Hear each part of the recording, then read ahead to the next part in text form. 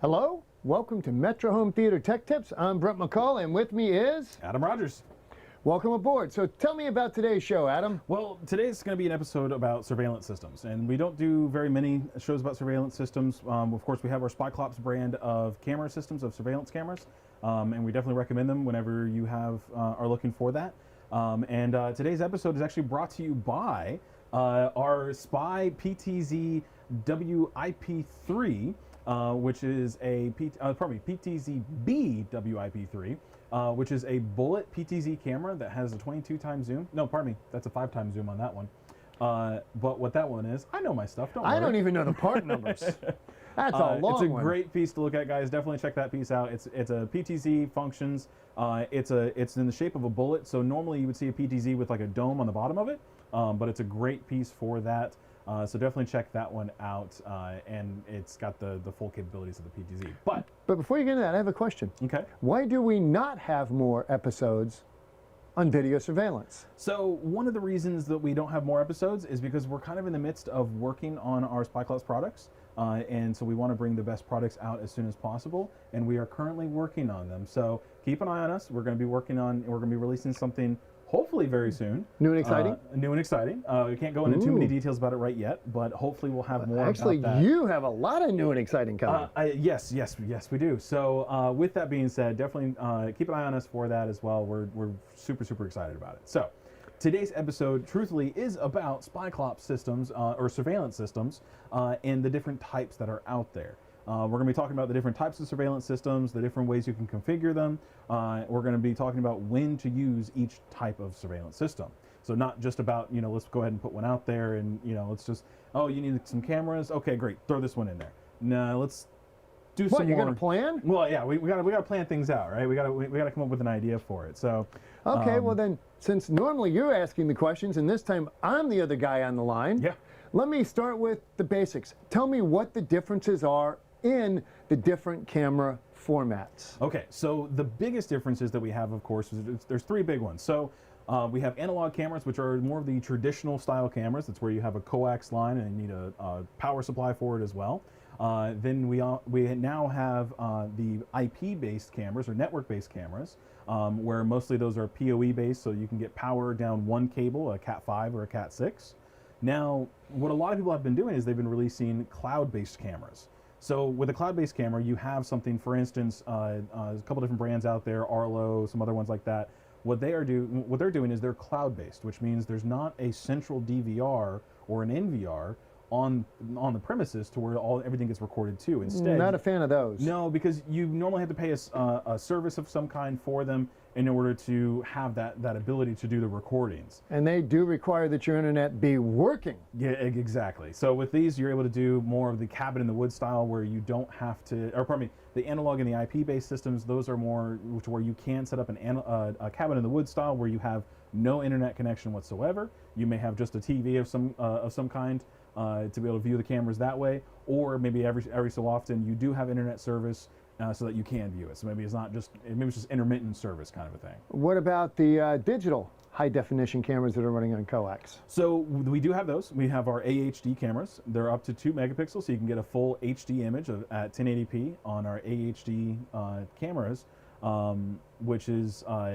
it's a great feature to have because if you are just updating a pre-existing system, you can bring those up to full HD image. So a lot of times the older cameras are super low grade, so you can just upgrade them to a nice HD image. So if you put in a new camera, one of the new AHD cameras, but you have an older DVR, unfortunately it won't work. Now they will, because ours have the 4-in-1 capabilities. Okay. So you'll be able to do AHD out of the box. So if you update the DVR at the same time, you can then use the AHD capabilities of the camera and the DVR and get a full 2 megapixel 1080p image. Now, if you have an older DVR that has, say, a lower resolution, say something on the CVBS line, our new AHD cameras or 4-in-1 cameras can handle the CVBS signal. Or by flipping a switch on exactly, yeah. There's a little joystick that you can actually change what type of signal they're outputting. So you do have to, in order to get the best picture, you do need a modern hybrid or an AHD NVR DVR. Right, yeah, to get that newest capabilities for it. But from there, we have our network cameras, which honestly, as we move into the future, that's where our systems are going to be going, is network-based. And so that's where things are moving towards now. We've got a lot of different NVRs. We have different NVR kits.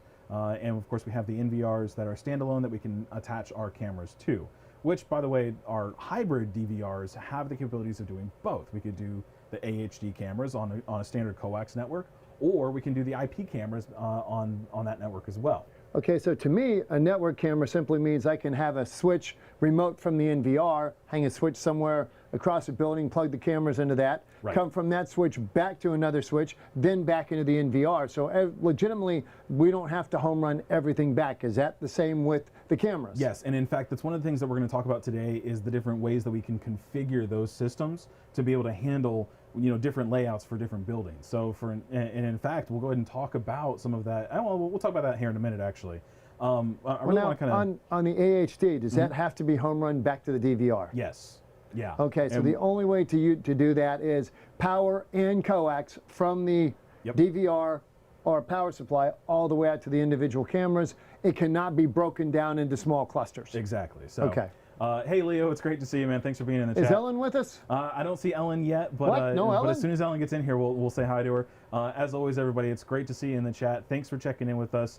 If you have any questions as we're going through the video today, feel free to throw them in the chat as we talk about different surveillance systems. Or if you have something that's completely off topic from there, let us know. If it's a question, if it's a comment, whatever it may be, throw it in the chat, and so we can go ahead and talk about it on the show today. And subscribe. And subscribe, give us a like, give us a share, a subscribe, all that kind of good stuff. Hit that bell so you can get our notification whenever we do go live, so you can keep up with all the information that we have for you. So, with that to say, what I'm going to do, Brent, is I'm going to have you do it. If you would give me a top-down shot, what I'm going to do before you switch over, what I'm going to do is I'm going to actually talk about the differences between an IP-based system versus an analog system. And one of the main things that I'm going to talk about is why you go for one or why you go for the other. So let's start with a scenario, right? So we've got a building that is pre-existing. It already has the coax RAN, and the client calls up and they say, I just want better cameras. Well, you could say, all right, let's replace everything. All the wiring, the cameras, the DVR, let's replace everything. And that's great. If they're going to go for that because they want the best image quality, that's great, go for it. But let's say they want to save just a little bit of money. They don't want you to use the extra labor to replace the cabling in there, so you can still get an HD image on the coax. So let's talk about that. So some different types of configurations. What we've got here, let's say we've got a building. Yes, we'll give it some, pretty standard layout and whatnot. And you've got your DVR sitting over here, right? So in a standard setup, you would have different cameras in different locations, and what you will do from each camera is you'll make a run back. That's an odd number of cameras for a DVR, but we're going to run with it. On a standard AHD system, you're going to run each one of those cameras back to the DVR. Now, of course, this is all very basic information. This is all very basic stuff that we're all used to talking about when it comes to camera systems, DVRs, NVRs, and everything else. Just running over standard coax. Yep, standard coax. RG59, RG6. Exactly. And now in most cases, like with our stuff, we actually have an RG59 with a With the 18 Siamese gauge. 18.2. Yep, an 18.2. So with that, you would run that back from the camera back to the DVR. Or power box. Or power box, yes, of course. Now, of course, the power distribution. So if you add all of that up, in fact, with the power distribution, you're winding up with more devices in a scenario with a classic style analog-based system. So let's say, of course, we'll go back to our scenario where the client just wants to update what they already have without spending too much money with it. So we're going to jump back down. So let's just say that all of these here are just simple 1 megapixel cameras or less, and they just want to upgrade what they currently have to something that's a little bit higher. So currently what we're able to do is we can do a 2 megapixel camera at each one of these locations. We can replace the original DVR with a hybrid DVR. Did too much there. And with our hybrid DVR, they now have the capability of doing a full 2 megapixel. Actually, that should be a big M. A full 2 megapixel, which is going to give you a 1080p image. This black marker is terrible. Do you have another black marker? No, over but there? take my blue. I'll do the blue. So with the 2 megapixel, that's going to get you a 1080p image on each one of the cameras. So it's going to give you a very high definition, crisp, clean image that you can see the details. Exactly. Now, let's say that the client then decides that they want to add on surveillance over a, let's say they add on a barn to their house, right? Or another building of some kind on the property, and they want to add surveillance over there, but they don't want to spend, let's talk about, well, a couple things. One, they don't want to spend too much money, of course. No client ever really does. But the biggest point is that you don't want to have to do too much labor into something that is kind of already outdated. Right. Adding 4 cameras is 4 physical wire runs. Exactly. So if we instead, so let's say black doesn't work. Black doesn't work. You're right. Let's go ahead and jump over to the blue. So we're going to add on. Yeah, there you go. That'll work. We're going to do over here. And this will be our secondary building. So let's say, for instance, that we're going to add on 4 new cameras over on this side. Now I've got 1, 2, 3, 4, 5, 6 over here. I've got 4 more here. So we're going to wind up with a total of 10 cameras. Now we've got our 16-channel hybrid in place already because we knew that the client was already going to do an update of some kind. Now we've got a couple options. We can go ahead and run a coax from each one of these cameras back to the main line back into the house, You right? can power them local to the building, but you still can't do the video feed local to the building. Exactly. And so what's going to wind up happening is we're going to wind up with 4 new wires spanning the distance from this building to the main building. Now, while that's okay, and that's how things have been done for quite a while, let's make life easier on ourselves, right? So instead of running all these new wires, what we're going to do is, and we're not going to run them all the way over there to that, what we're going to do instead, thank you. I'm running out of fingers to hold markers. We're going to take, let's fix that there. There we go. We're going to take our cameras, and instead of doing AHD cameras, we're going to upgrade them into an IP-based camera system. Now, what resolution will that give us? So we're still going to be stuck at a 2 megapixel resolution, or a 1080p resolution, because the hybrid DVR can only do 2 megapixel per channel. But what we can do, of course, is we're going to take this here, and we're going to go into a PoE switch with our network cameras. And so we've got 4 wires that will come back into here like this. And then we're going to have 1 wire that goes from the PoE out to the other building. And let's say here it's going to go into our router. And then from the router, it's going to go into the hybrid unit. So what that's done for us is now we have the ability to do new cameras added onto the system with 1 wire coming from that other building. And no limitation until you exceed the 16 channels. Exactly. And then at that point, then of course you'll have to upgrade into a bigger machine. A bigger machine, or into an extra machine. So for at this those point, cameras. we still have 6 camera options. Right. And with this hybrid, they could be 6 old school analog, they could be 6 AHD, they could be 6 network, or any combination 16, yes. of the above to 16. Yes, correct. Yep. So you can do 16 IP cameras, you can do 16 analog cameras, just like you said, 16 of the AHD cameras, 16 of the old cameras. But only 16 total. Total. Now you can do a conglomeration of all of those. So you could have an old, sub 1 megapixel camera.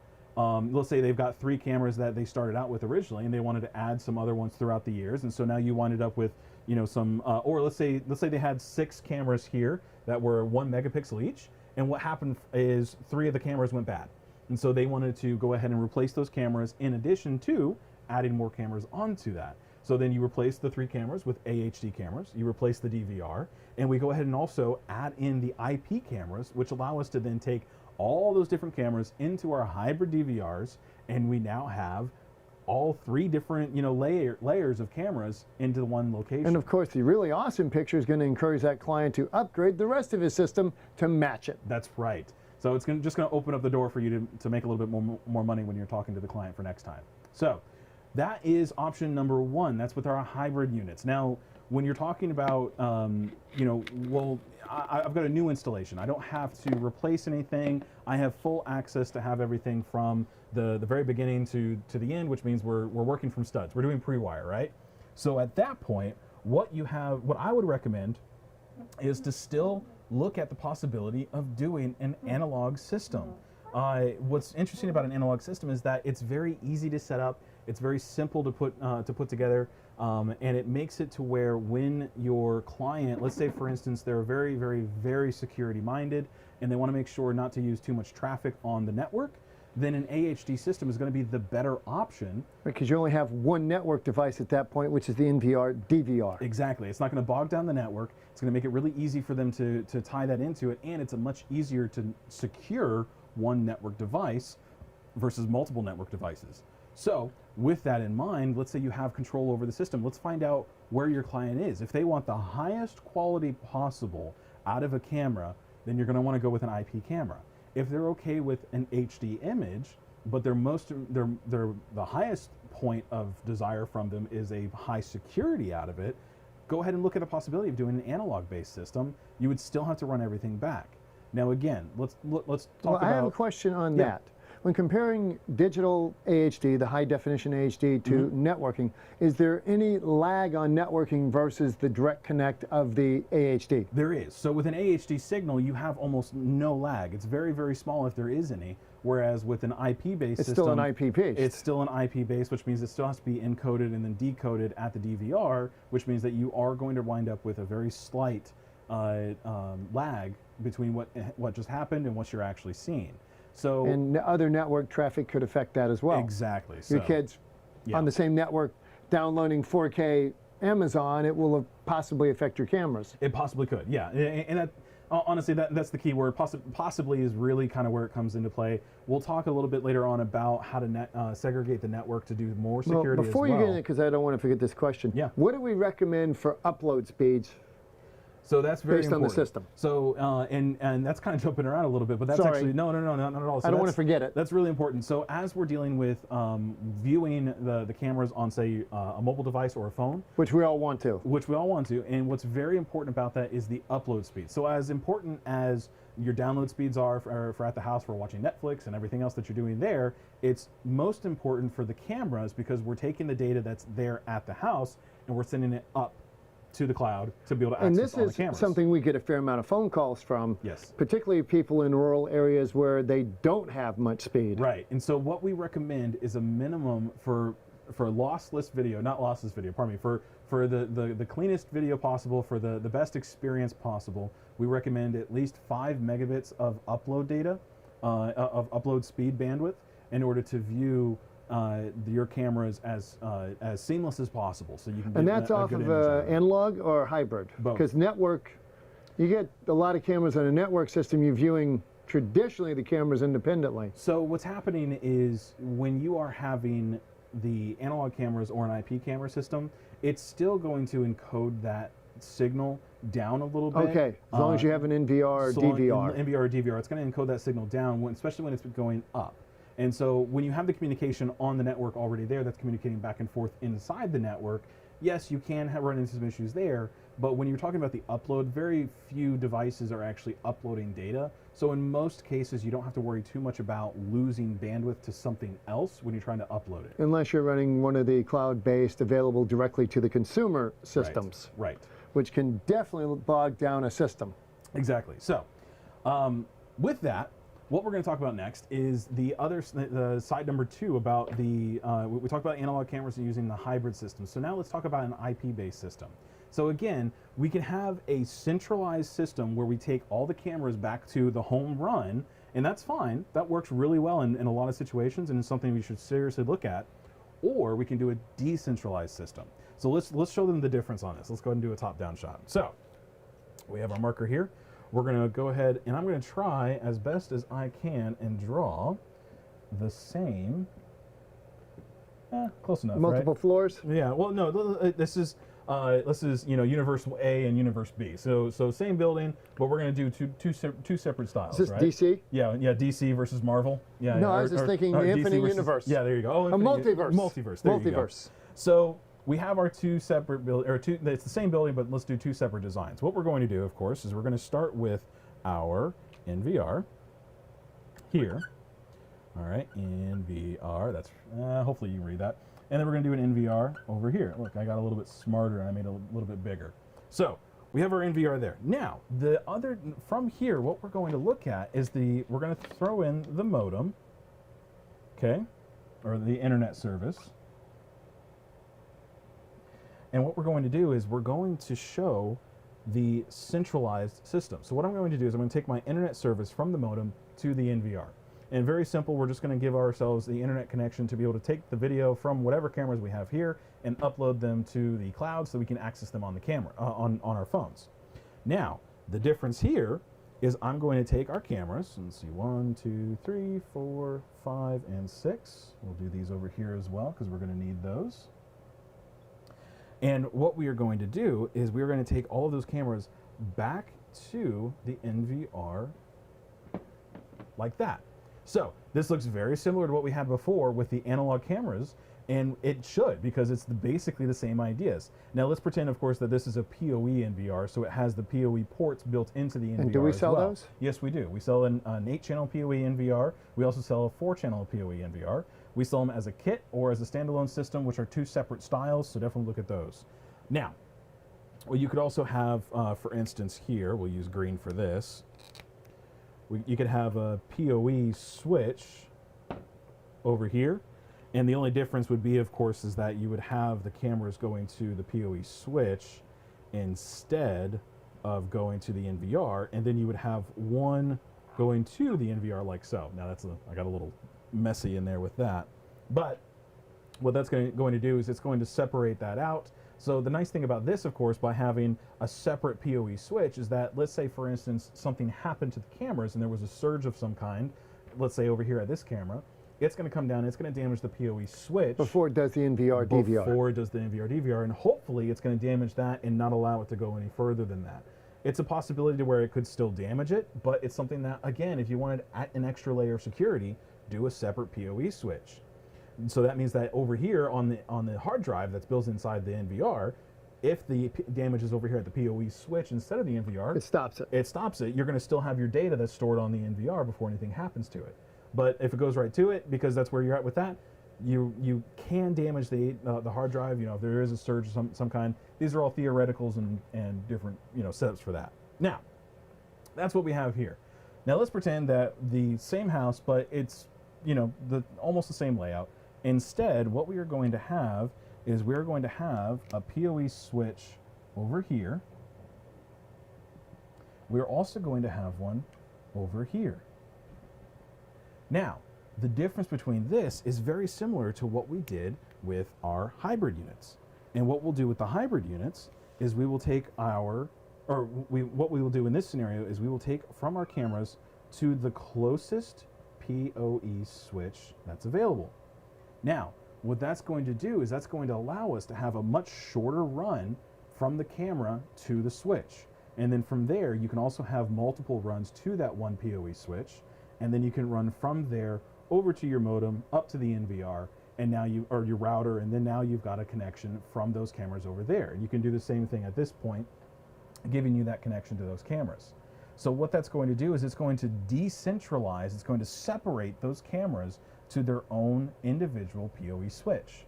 So like we were talking about before, where we have added security because we have something in the way, we now have an extra layer on top of that, because let's say, for instance, God forbid something did happen and one of the PoE switches was damaged, that doesn't mean all of the cameras stop working.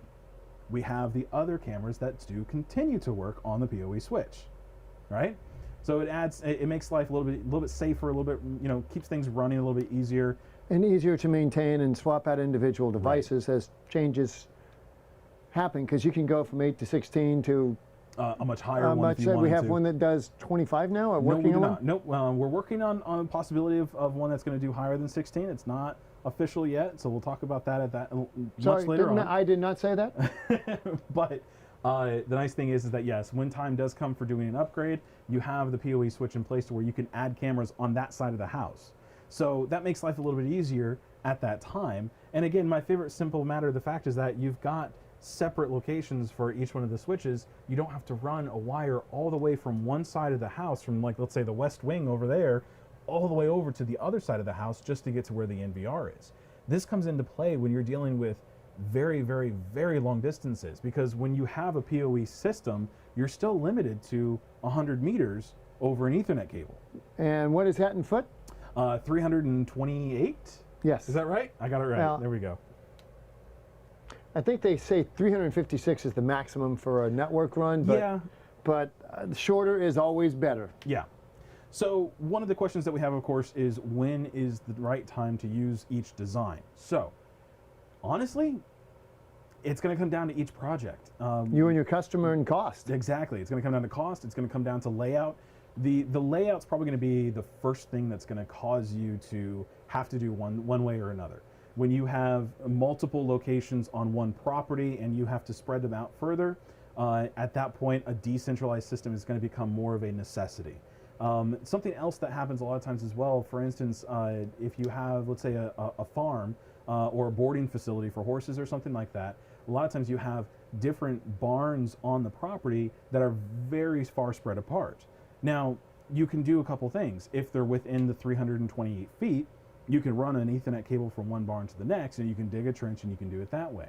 You can also use an IP-based system. You can get into a wireless link connection between building to building. Which we have done ourselves between one side of Granada and the other side. Right, exactly. So what that's going to do is that's going to ensure that you have service or network connection in that building that's further away. So for instance, where my wife boards our, we have horses, where my wife boards our horse, the barn that's further away is well beyond that 328 feet. However, we can still put in a wireless signal transmission that'll go from one building, which is the primary building, out to that other connection. Now those are reasonably directional, so that's a transmit antenna combination. Yes, they are. Yeah, there's a couple different brands out there: Luxel, Ubiquity. Do we sell those? We do not. Okay. We do not. So that's probably one of the most important factors of that question. But they're out there. They're available. Definitely look at them. If you have questions, the main point of all of this is that if you have questions, give us a call. Especially if you're in the design phase. It's one of my favorite things to do. I love designing and putting together projects. I tend more toward the digital, the high-def analog side. Right. For smaller residents, condos, things like that, because there is no delay. Right. There's no traffic issues. Yes. And the drawback to that is I am limited to 1080p. Right. Whereas with IP, you can now go to 4K. Yes, you can. So it's a little bit of a trade-off. If you've got to get super close on something, you got to have that 4K. Right. If you don't, if 1080p is a great looking picture in a lot of cases, it is. Yep. I favor the digital coax solution. Right. And honestly, on that side of things, you also, let's talk about the fact that you do want to zoom in on something or you want to get a clearer picture closer up. That's where the Ptz cameras come into play. And right now, the Ptz cameras that we sell are PoE network-based cameras. So you have to have a network-based setup. Because that gives you the control as well. It's not a separate 485 cable. Exactly, which then you would have not only the coax and the 18 gauge, you would also have the 485 control Three cable conductors to going run out to there. It. Now, with the PTZ over PoE, I keep pointing over there because we actually you guys can't see what we see. Can't see. We actually have a couple cameras over there. We have our camera board that we use for testing over on that side. And again, like we've said before, this is a lab. Oh, I noticed our bullet's moving. It is moving right now, yeah. But I kind of wish we had the ability to move the camera over there to show them that. Oh, Leo, yeah. There's a couple different issues with that. I'm on the clock, so I can't make too many comments about certain things. But yeah, there are some different service providers that have more difficulty with camera systems versus others. The upload speed being one of the biggest factors when you're dealing with them. Some of the other factors, of course, are port forwarding. Our system uses Universal Plug and Play, or UPnP, which is a negotiation with the firewall of your router that allows the connection out to your cell phone in a remote for the remote connection, versus doing a manual port forwarding for that in order for that to work. Do your cameras have heat mapping? No, they don't. But if it's something that you're looking at for that, let us know if that's something that you're looking at doing. Now, for the heat mapping, are you talking about like a FLIR for detecting if your body has too much heat, or detecting hot versus cold? Yeah, are you looking for infrared after dark are you for looking tracking for that, body heat? Or are you looking for heat mapping for like wireless connections to find out if you've got too much Wi-Fi in one location, or not too much, but too little Wi-Fi in one location or not? Now, throw that in the comments. what we do have is an excellent grid program on all the cameras to set up motion detection. Yes. Which is phenomenal, and it's very easy to do. It really is. Maybe next time what I'll do is I'll actually hook up one of the DVRs to the monitor here, so that we can actually show the menu for that. And obviously, we really need to have a camera focusing on. Yeah, to be able to see that. Yeah, because we'll do that next time as when we we're talk about standing cameras. here, what you guys don't see is the bullet's just on an auto program that Adam plugged into it, and it's just wandering around, taunting us. It's just moving around. Lewis did that for us. We're doing some tests on some cameras that we got back. Taunting us. So let's talk about network segregation. So when we talk about network segregation, we're really talking about the security of the network that the cameras are on.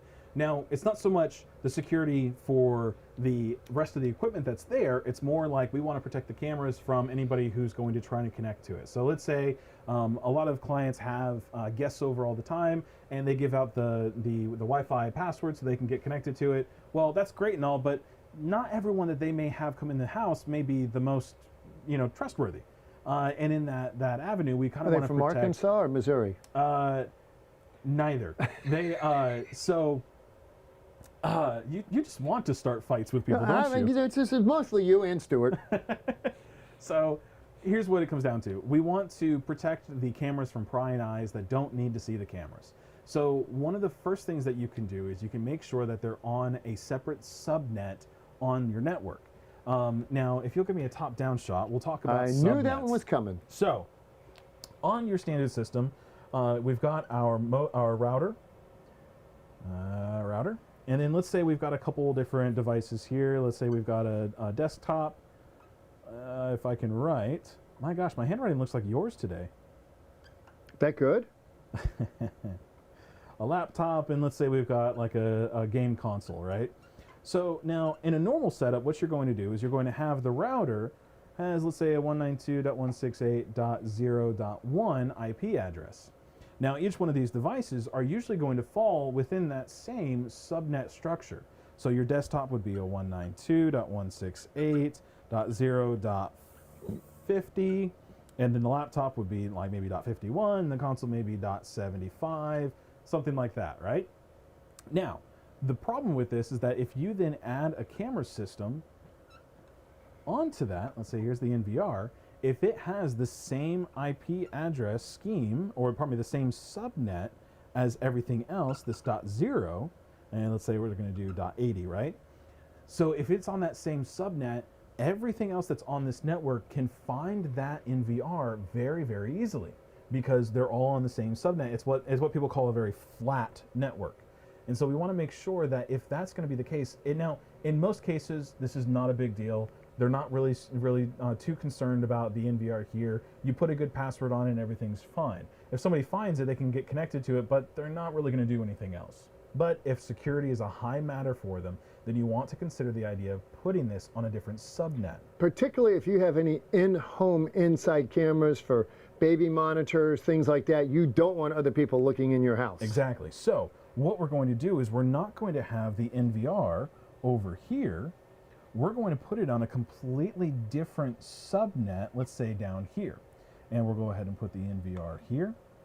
Now, let's say that this line here indicates the 192.168.0 subnet, and that under this line is our 192.168.1 subnet, right? So with the .1 subnet, that means that these devices here have to go to the router in order to talk to the devices over here. Now that's a good thing because in most cases, the router is not going to allow these devices to talk to the NVR. So that means that this NVR, which is now a 192.168.1.75 IP address, means that it is going to be on a completely different subnet. It's as if it's somewhere else entirely on the outside of the network. Okay, so everybody in the top group is in one room and they can see each other. Yes. This guy's on an entirely different room in the house, effectively. Yep. And they cannot see him without going to mom and say, hey, Bob, hey, Mom, where's Bob? Exactly. And then at that point, she can determine whether or not you can see Bob. That's exactly right. Now, most consumer-grade routers do not have the capabilities of allowing a different subnet and allowing certain devices to go from one subnet to the other.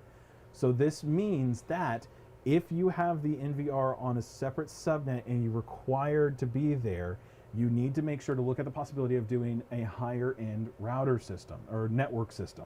So don't assume that we're just going to use the consumer grade router and we're going to put that in there and now everyone's good to go, you can connect to it. It's not going to be the case. And this is very important doing commercial systems. Right. Because you also have to deal with POS, point of sales, security.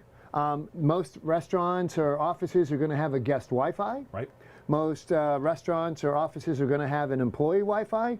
So you have to have the ability to segregate these things out safely and frequently deal with the firewall and also be prepared to deal with the point of sale company. Right. Because they're probably not going to just hand you this information to work with. That's right. So it requires a little bit of politics. Right. So let's talk about this as well, because the whole let's go back to the analogy of in order to talk to the DVR, we got to go talk to mom, right? And mom's going to tell us to go talk to them. She's going to tell us how to talk to him or where they are. Now, let's say, for instance, I already know that information. I know what subnet it's going to be on. That means that, go ahead and flip me back over if you would. Let's say I am on this laptop, right? And I'm connected to the network, and I already know what the subnet is for this NVR. What I can do is I can just bypass talking to the router, and I can give myself a .1 subnet, and then I'm going to go down and talk to the router, to the NVR directly. What this means is that certain people who, again, talking about someone who is very into security or very needs to make sure that their entire system is fully protected from any possible connections to that NVR, this is still able to be accessed without talking to the router. So, how do we fix that? How do we make sure that... How do we fix that, Adam? Ask me, Brent. How do we fix that? The best way to do that, the way to fix that is with what's called VLAN.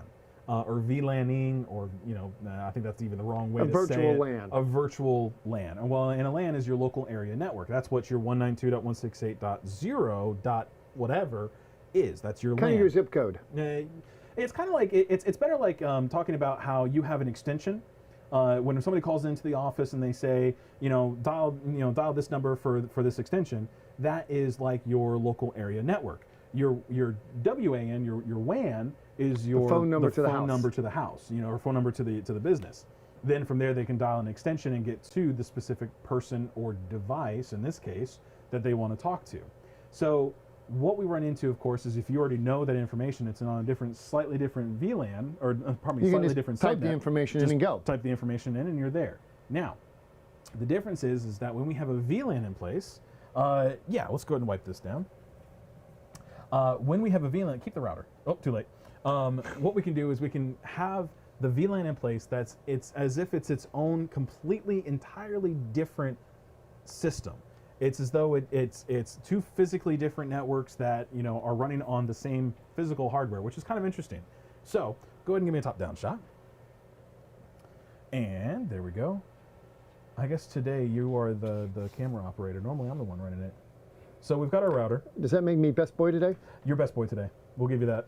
So thank you. We have our router here. If you guys think Brent should be best boy today, throw that in the comments and let me know.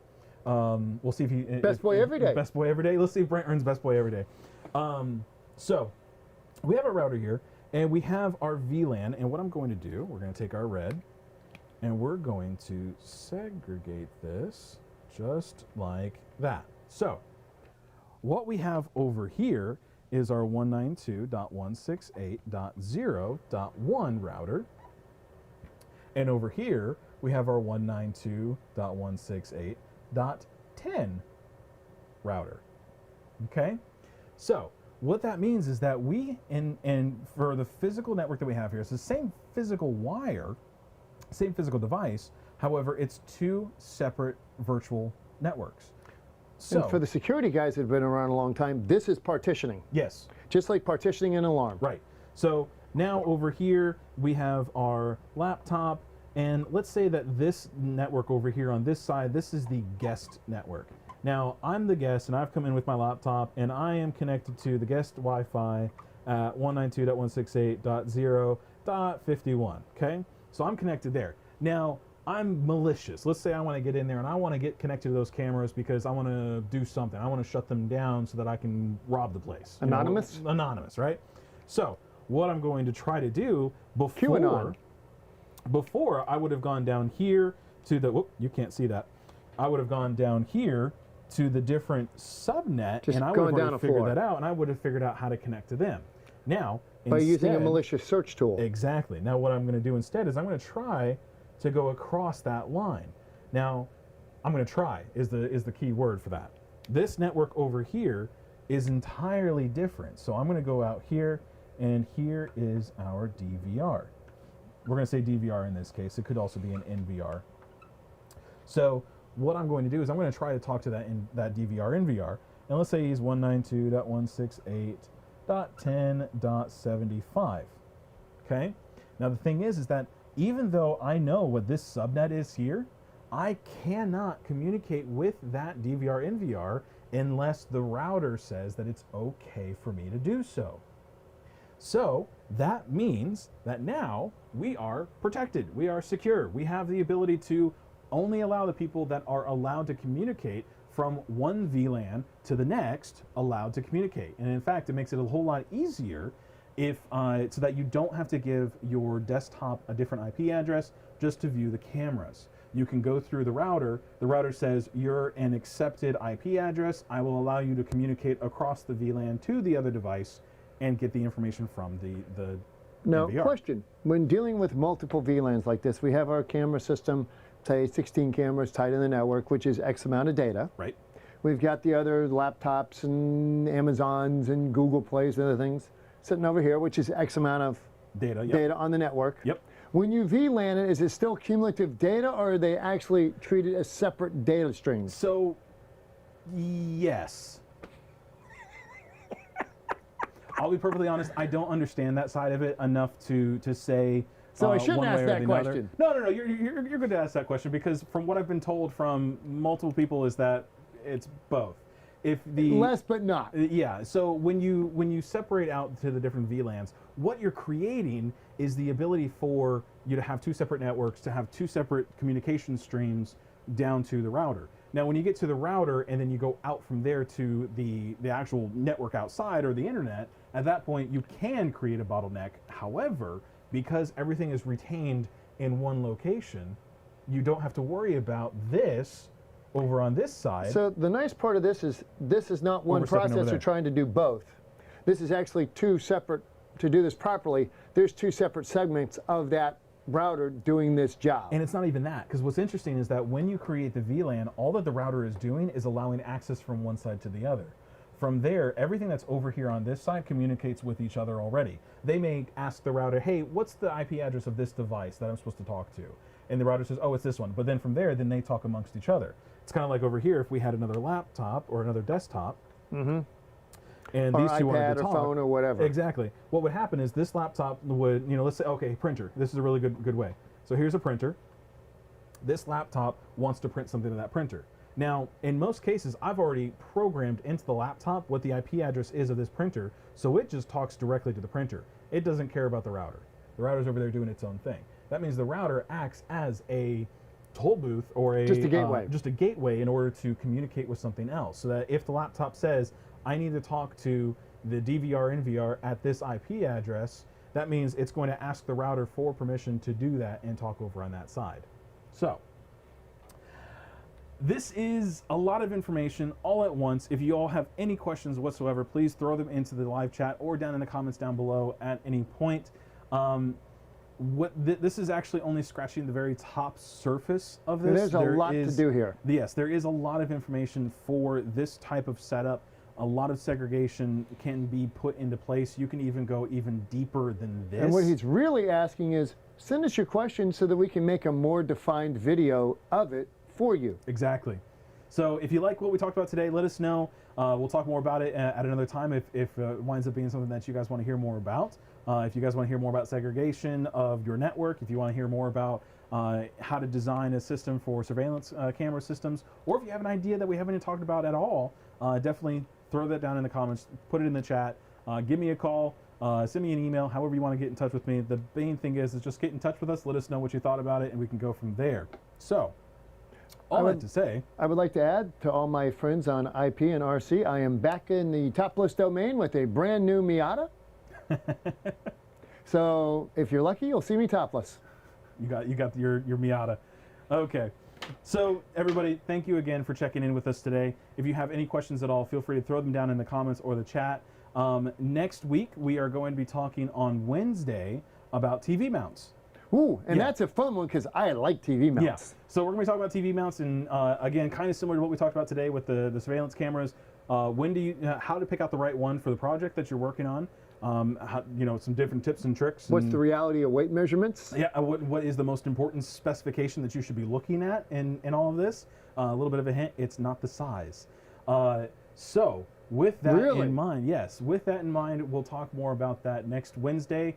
3 p.m. Eastern time, as always, and then Friday we are going to be talking about HDMI extenders. That's right. You remember you telling me that last week? Yeah, we talked about that on Wednesday. Actually, yeah. Wednesday. So definitely check in with us. Let's see, what fun things can you do with your cameras? Can I put one in my pool? You cannot put one in your pool. I do not have a submersible camera. Please do not put a camera inside your pool. Yet. Now, and Maybe.